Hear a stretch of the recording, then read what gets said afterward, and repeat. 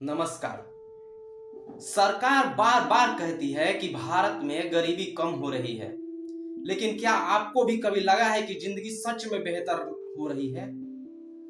क्या सच में लोगों के पास अच्छी शिक्षा, अच्छे स्वास्थ्य और अच्छी स्थिर रोजगार आ रहे हैं, या सिर्फ आंकड़ों का खेल हो रहा है?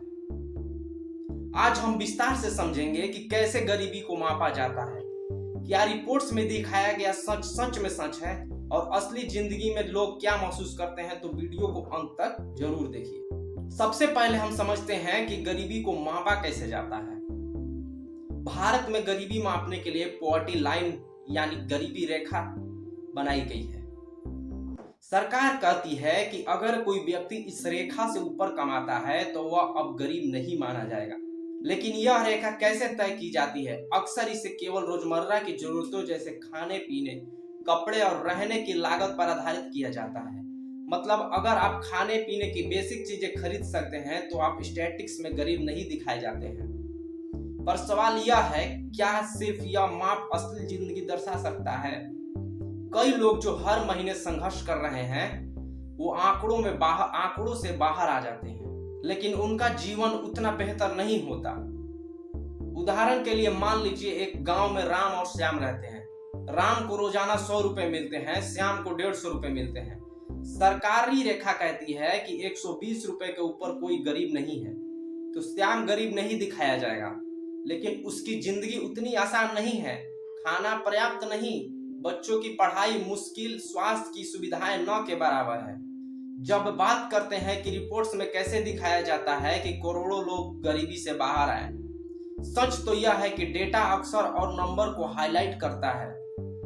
अगर पिछले साल 30 करोड़ लोग गरीब थे और इस साल 29.5 करोड़ लोग, तो रिपोर्ट कहती है कि गरीबी कम हुई। शायद नहीं, क्योंकि युवा 29.5 करोड़ लोग भी हर रोज संघर्ष कर रहे हैं। बेहतर शिक्षा नहीं है, बेहतर स्वास्थ्य नहीं, स्थिर रोजगार नहीं है। एक और एग्जाम्पल ले लीजिए। सरकार कहती है कि 2020 में करोड़ों लोग गरीबी से बाहर हैं, लेकिन कई स्टडीज ने दिखाया कि उन्हें जो एक्स्ट्रा इनकम मिली वो महंगे जीवन यापन के लिए पर्याप्त नहीं थी, बस कुछ बेसिक खाना और रहने के खर्च को कवर करने के लिए। यही वजह है कि सिर्फ नंबर देखने से हम वास्तविकता को नहीं समझ सकते। इसलिए हम कहते हैं डाटा के पीछे की कहानी जरूरी है। आइए अब एक असली कहानी देखते हैं। मंजू एक महिला है, गांव में रहती है। उसकी रोजमर्रा की जिंदगी बहुत संघर्षपूर्ण है। वह और उसके बच्चे केवल बुनियादी खाना जुटा पाते हैं। सरकार के डेटा के हिसाब से मंजू गरीब नहीं मानी जाती, क्योंकि उसकी आय पॉवर्टी लाइन से थोड़ी ऊपर है। लेकिन असली जिंदगी में उसकी मुश्किलें कम नहीं हुई है। बच्चों की स्कूल की फीस, अस्पताल जाने की सुविधा नहीं है, बिजली और पानी की समस्या लगातार बनी हुई है। यानी आंकड़ों में वह गरीब नहीं है, लेकिन जिंदगी में संघर्ष जारी है। यह कहानी हम सभी को बताती है कि सिर्फ नंबर पर भरोसा करना पर्याप्त नहीं है, हमें ग्राउंड रियलिटी भी देखनी होगी। अब बात करते हैं पॉवर्टी लाइन के निर्धारण की। इस रेखा को अक्सर बहुत ही कम रखा जाता है। 30-40 रुपए का फर्क ही किसी को गरीब या गरीब नहीं बना देता। मतलब बहुत से लोग जो बैरली सर्विस कर रहे हैं वो स्टैटिस्टिक्स में बाहर दिखाए जाते हैं। तो सवाल उठता है, क्या यह सही तरीका है? क्या सिर्फ इनकम देखने के से हम पॉवर्टी का सही अंदाजा लगा सकते हैं?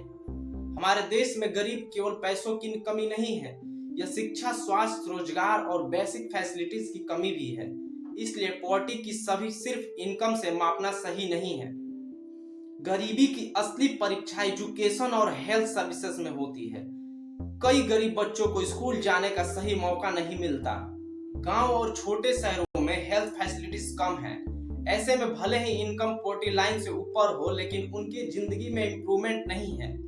यह साबित करता है कि सिर्फ इनकम बेस्ड माप पूरी तस्वीर नहीं दिखाता। हमारी पॉलिसी मेकिंग और अवेयरनेस में वह गैप सबसे बड़ा चैलेंज है।